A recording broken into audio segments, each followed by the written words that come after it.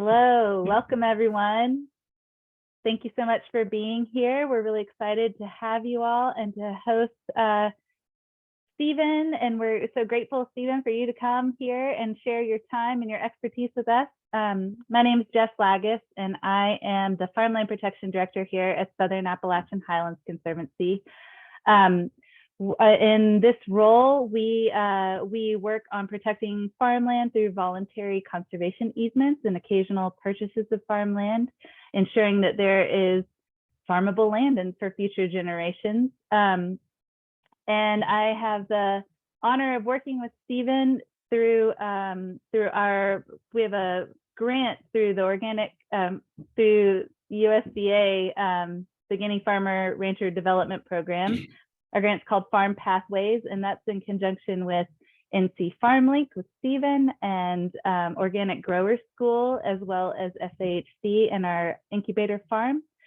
Farm Pathways is a program that we are all working together to help provide education and training, and also business development and helping beginning farmers get the skills that they need, the business skills that they need, and the contacts that they need to begin their farm careers, as well as ensuring then that there is farmable land available, trying to sort of bank the land access for the future through our Farm Pathways grant. So Stephen has been in this role for nearly a year now. He took over at NC FarmLink last February after nearly a decade at Extension. He's based in Shelby and is joining us remotely today to lead us through all of the acronyms and the mystery of programs that are available for farmers. And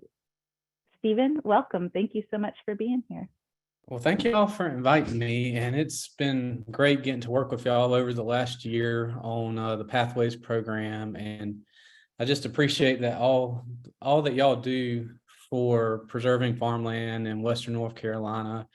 And I know there's a lot that goes on behind the scenes with the easement programs and the incubator farms, so a big shout out to y'all for all y'all do. With NC FarmLink, we also kind of work to preserve farmland in our own way, and we're mostly concerned with trying to make sure farmland stays farmland by ensuring that good transitions take place between new and beginning farmers and older farmers who may not have somebody in their farm and their family who wants to farm. And so we do tend to work with a lot of younger farmers, and we try to connect them to landowners, but we also try to connect them to resources that they may not know about. And one of the questions that we get most often is just what programs are available for farmers. And the good news is there are a lot of programs that are available for farmers. So there really is a lot of good programs out there. What can be really confusing, though, is that there's so many different programs, they just all kind of blur together and you don't know where to go to get information about them. And so like you have the CRIP program here, CREP, and then you have CRP, and then you have CSP. So it can get really confusing. And so the point of this webinar is just to make you aware of some of the more common programs that are out there and just where your point of contact is so you can get more information about them. So the first thing I want to talk about, though, briefly before we talk about the different programs is just the importance of the Schedule F when it comes to government programs. So if you never filed a Schedule F before, this is the form that you would file with your income taxes. That basically proves that you're a farmer. It's the profit and loss or income statement from your farming operation. So you just record your revenue and your expenses and your net profit at the bottom of it. But this is the qualifying document that many of these programs will use. And each of these programs a lot of programs have different thresholds for income or revenue. But just be aware that if you're a beginning farmer, to apply for a lot of these programs, you'll need to be filing the Schedule F. And it's not a real hard form to do. I think if you buy TurboTax self-employment variety. You can fill that out when you do your income taxes. So, or any type of accountant would be able to help you do this. So just to get that out of the way, so the way I've got it broken down today is just, we're going to talk about the tax programs first, then we'll talk about some of the cost share programs, and then at the end, we'll talk about some of the easement programs. So to start off with, we're going to talk about the two most common, or the two big tax programs for North Carolina. And the first one is the present use value program. So this program is administered at the local level. So it's a state program, but it's administered at the local level by your county tax office. So you would go to your tax assessor to apply for this program. And this program reduces your property taxes substantially if you're a farmer. And the way it works is instead of getting tax based off of the developmental or market value of the property, you get taxed off of the ag value. So let's say your property tax rate is like, I don't know, like 2%. So you would get, instead of being 2% of $10,000 for like the market value, it would be like 2% of $500 for the ag value. So it is a substantial savings.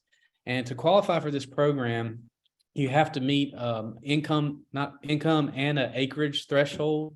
So you have to have at least 5 acres of horticultural crops.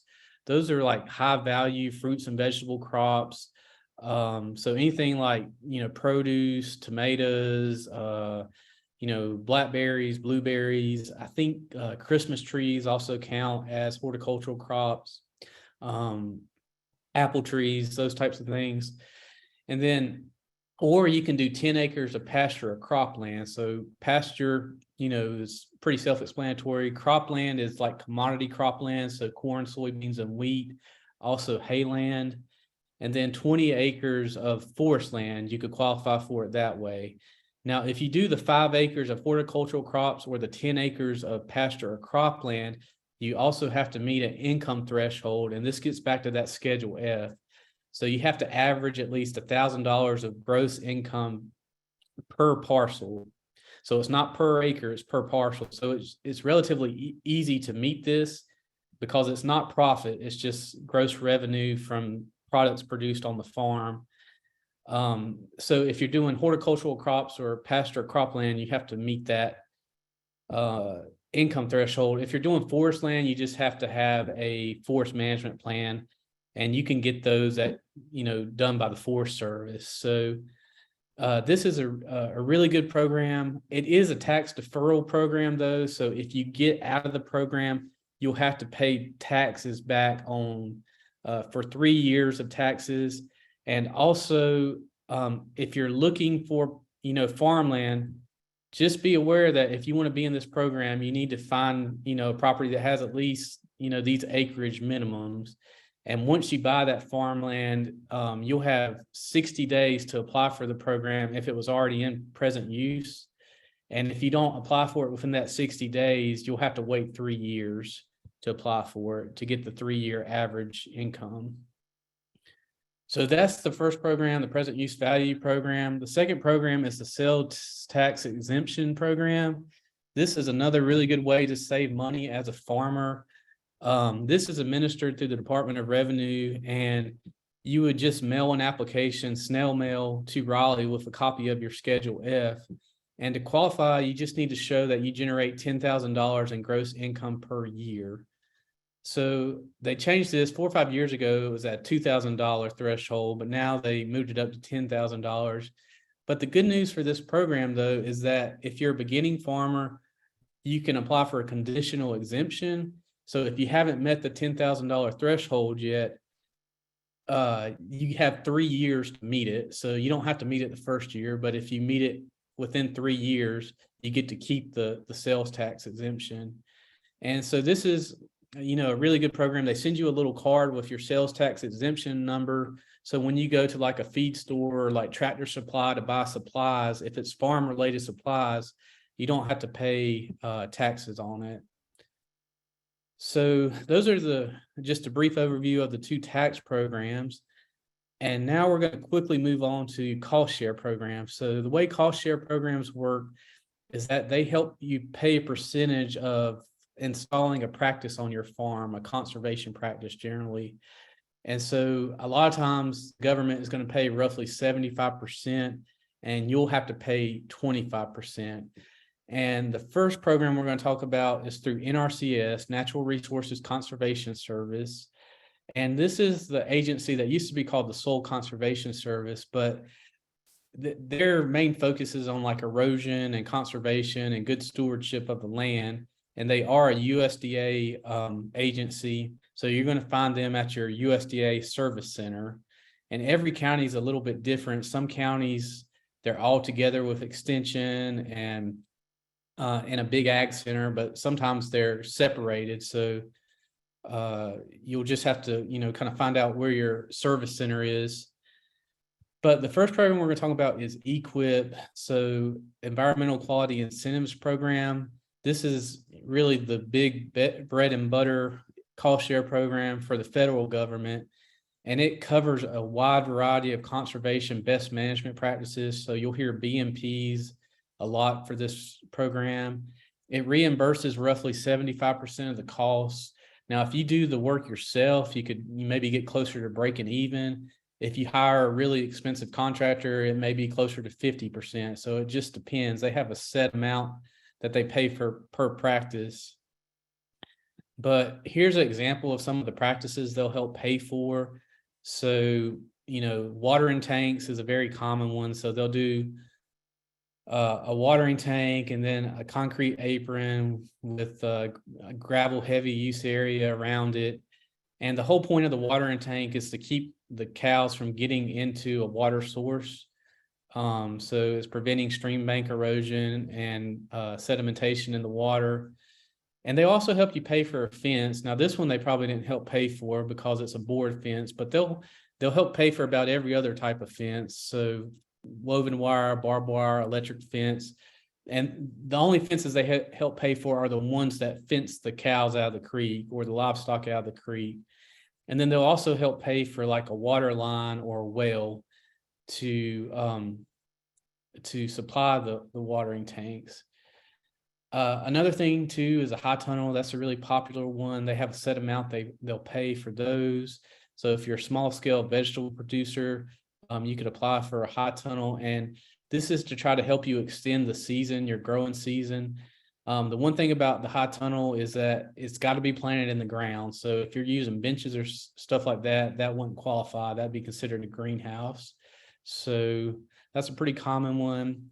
One that we see in a lot of rural areas where there's a big poultry footprint is litter sheds to help keep the rain from nutrients from leaching into the soil when it rains.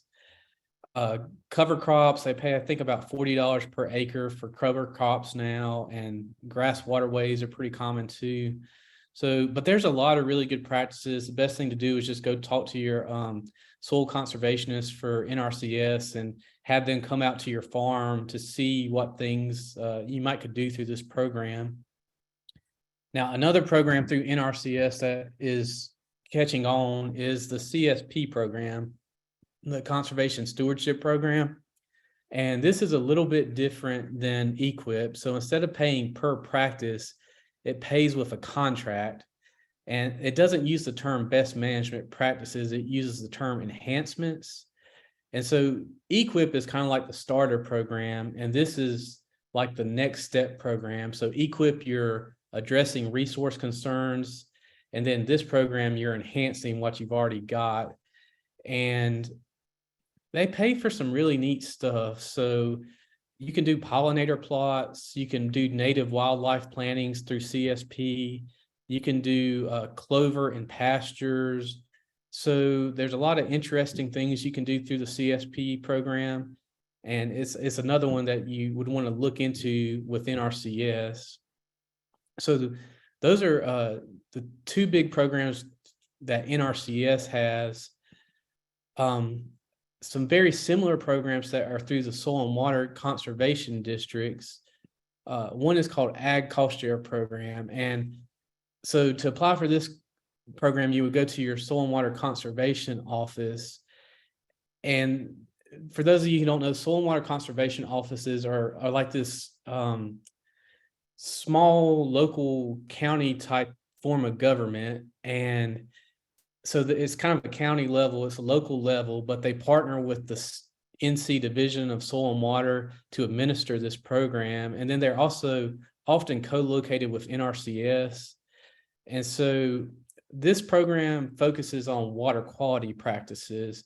So all of the practices that you would do through this program have to benefit water quality. So like fencing cows out of the creek, that would benefit water quality. Any type of erosion issue would benefit water quality.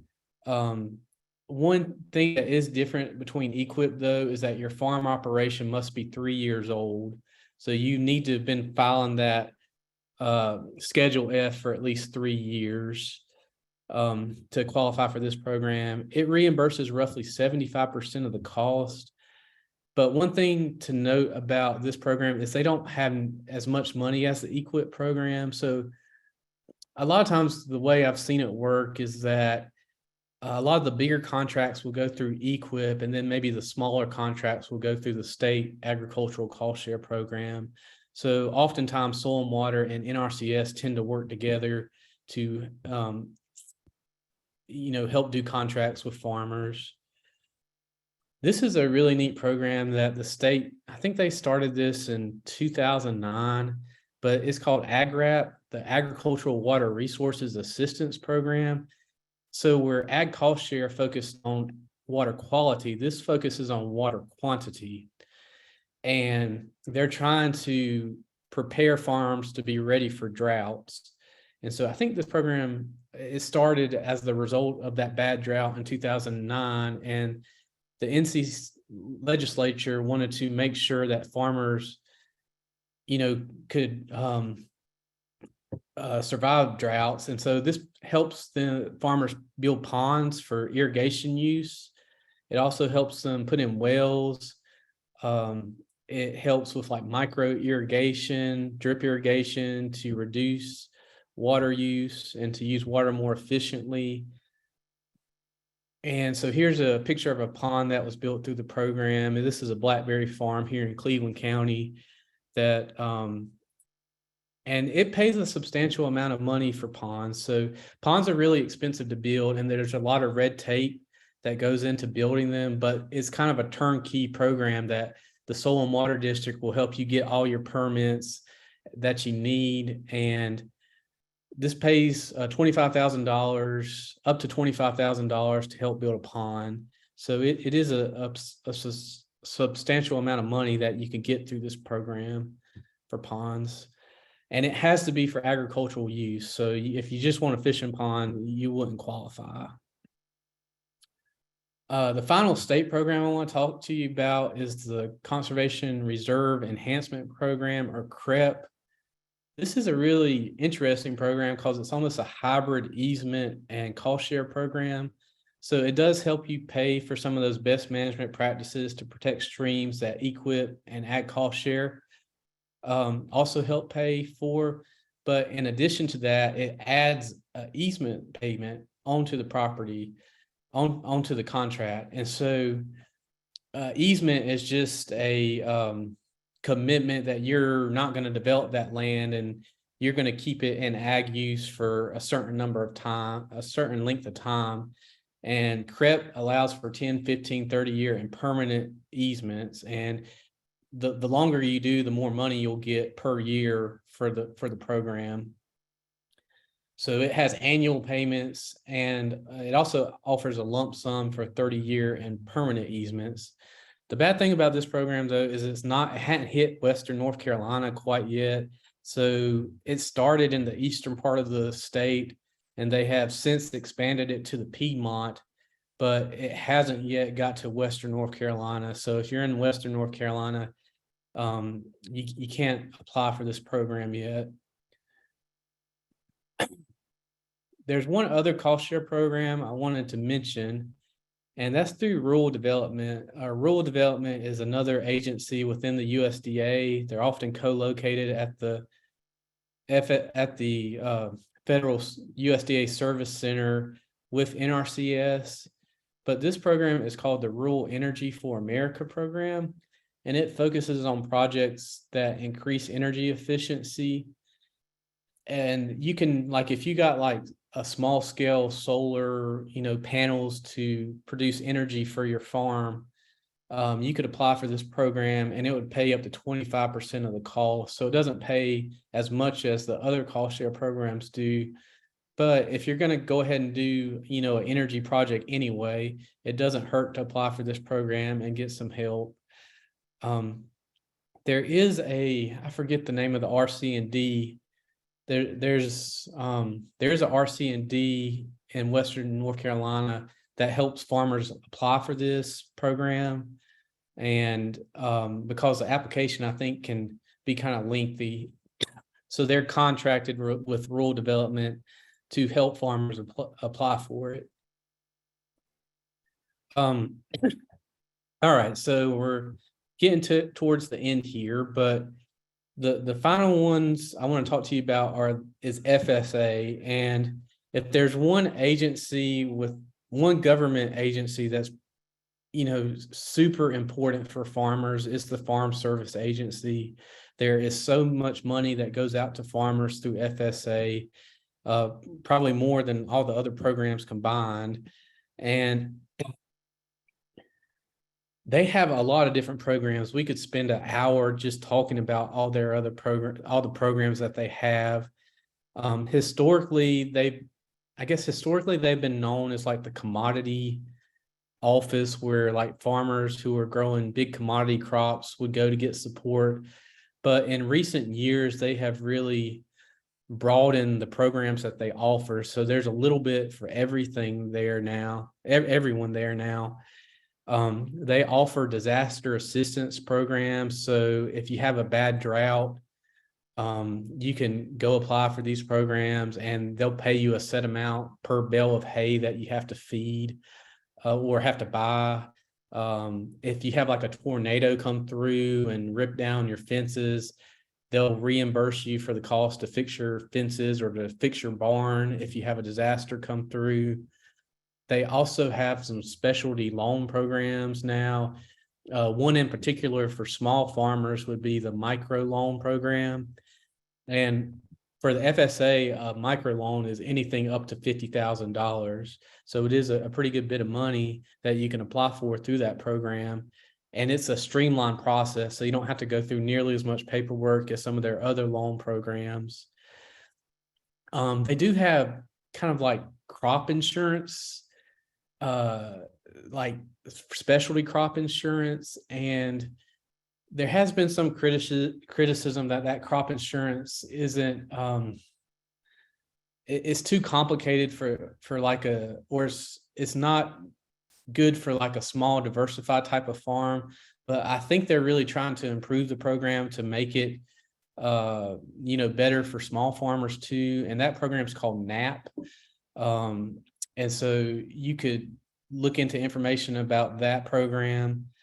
Let's see, what other programs do they have? Conservation Reserve Program, that is one of their oldest programs probably, but where you set aside some of your acreage that's been in production for either wildlife or trees of some sort.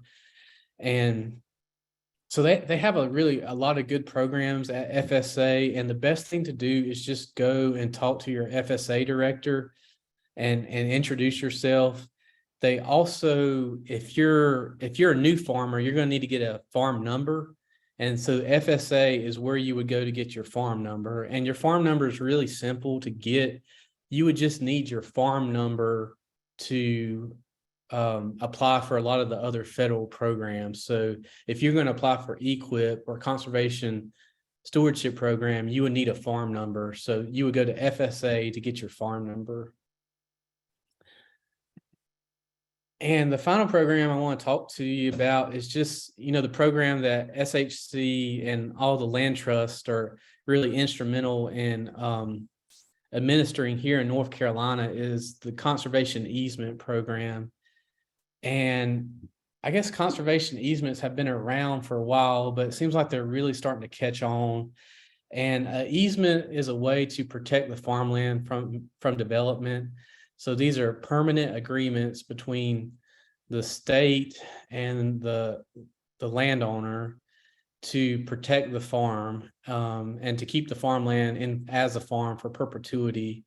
And the way it works is like the land trust would help the farmer apply for these programs, and they would get state money to buy the developmental rights for the farm. And so the land trust will hold the developmental rights, so nobody can ever develop the farm, but the landowner still gets to own the farm. So if they want to pass the farm down to their children or sell the farm to somebody else who wants to farm it, they're free to do that. So this is a really good farm succession tool. I think it's a way to protect the farm, and it's also a way for a landowner to get a good lump sum of money by selling their developmental rights, that can help them, in retirement or as they get older. So, and if you want more information about conservation easements, SHC would be if you're in the Asheville area, SHC would be who you would want to talk to. Or if you're in another area, you'd want to figure out who your local land trust is and talk to them. But the one thing to remember about conservation easements is it's a decision you don't want to make it lightly. It's a permanent easement. So once you sign on the dotted line, there's no going back. It's got to stay farmland. So some tips for government farm programs. These are general tips, but just get to know your local staff. So, there's so many different programs out there, and really your source of information is going to be your local staff to let you know when new programs become available, because a lot of these agencies are rolling out new programs pretty often. Another thing you can do is sign up for newsletters. I know a lot of soil and water districts have newsletters. I know FSA does a newsletter. So, be on the lookout for those newsletters. And then once you sign up for a program, you got to be patient, because it takes a while for a lot of these programs have funding cycles. And so it may be a hurry up and wait type of situation. So you'll sign up and you may not hear anything for 6 months, and then you'll get a call out of the blue saying you got funded. And then also, if you don't get funded the first time, so a lot of the cost share programs are competitive. If you don't rank high enough the first time, you can roll your application over and apply again. And then also to remember, there's no such thing as a free lunch with these programs. So there are strings attached. They're going to come out and monitor your farm to make sure you're doing what you need to do. And so if you don't really have a problem on your farm, don't just go looking for money, because there are strings attached. So just to wrap up, that's a really quick overview of some of the most common programs. And if y'all have any questions, I'd be glad to try to answer them. So thank you, Stephen. I saw Robin Q raise your hand. If you want to unmute, you could ask the question if that's what was on your mind.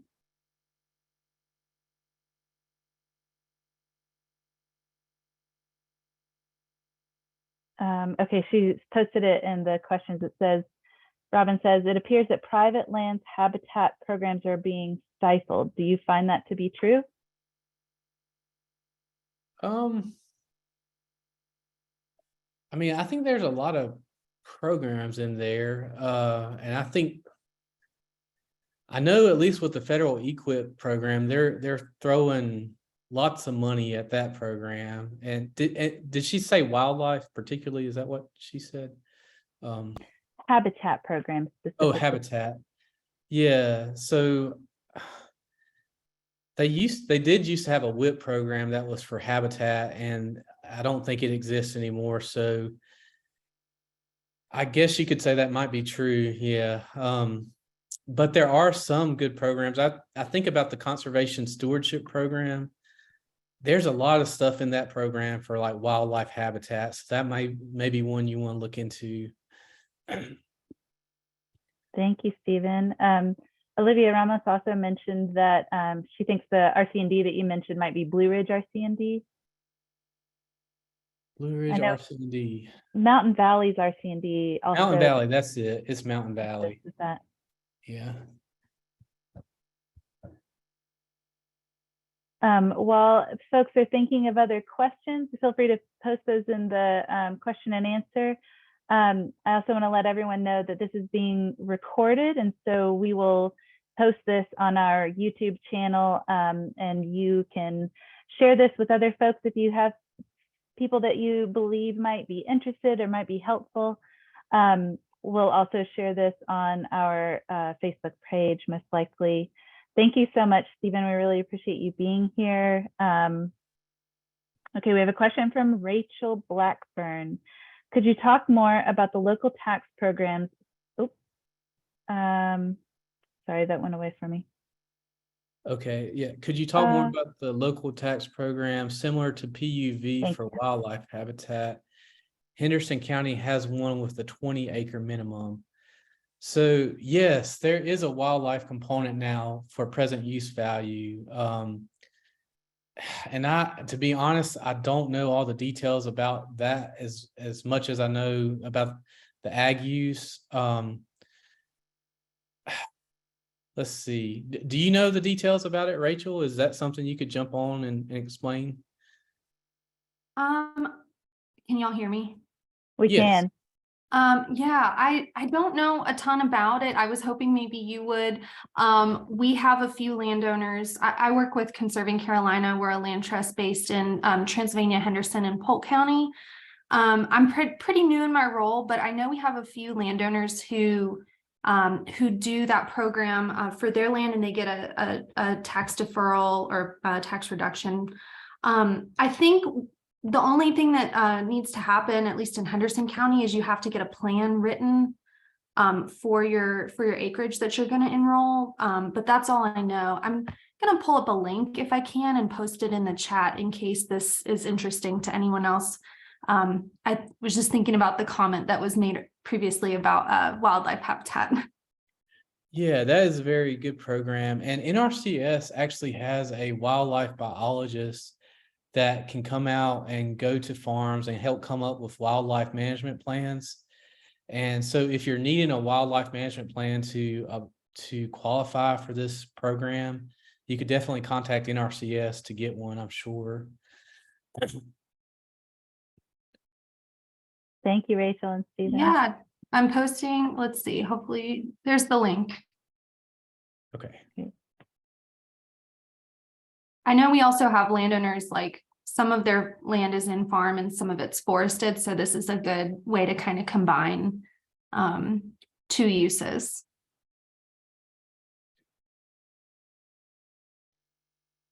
Yeah, and it looks like Robin posted one in the chat. Apparently there's one in Tennessee as well. So.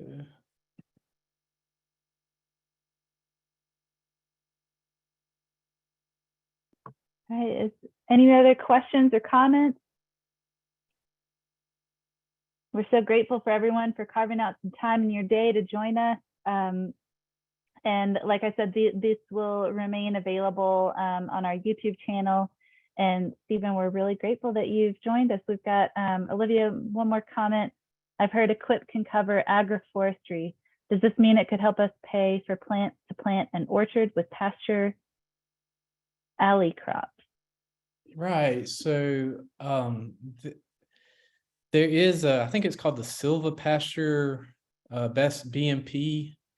And I don't know what the payment is for that, if there is a payment for that practice, but I want to say that there is. So that you would definitely want to talk to your NRCS soil conservationist, and they could provide more information on whether or not they actually do pay for that practice.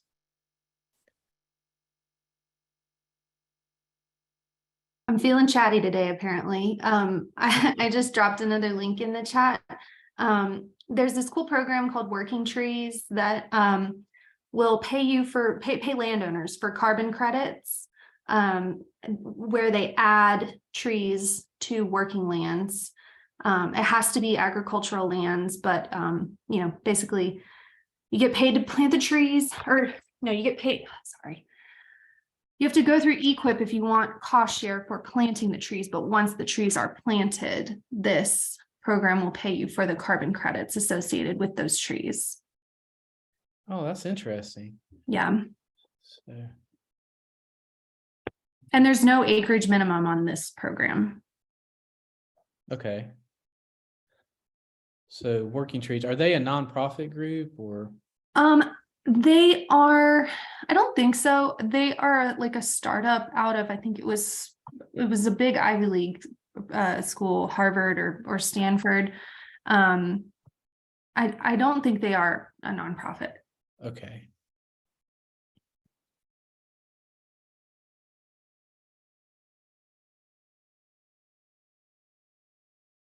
Well, I want to thank you, Jess, for letting me come and speak. And if anybody has any questions, they can always feel free to email me or give me a call, and I'd be glad to try to help them any way I can. So, Thank you so much, Stephen. We really appreciate you being here.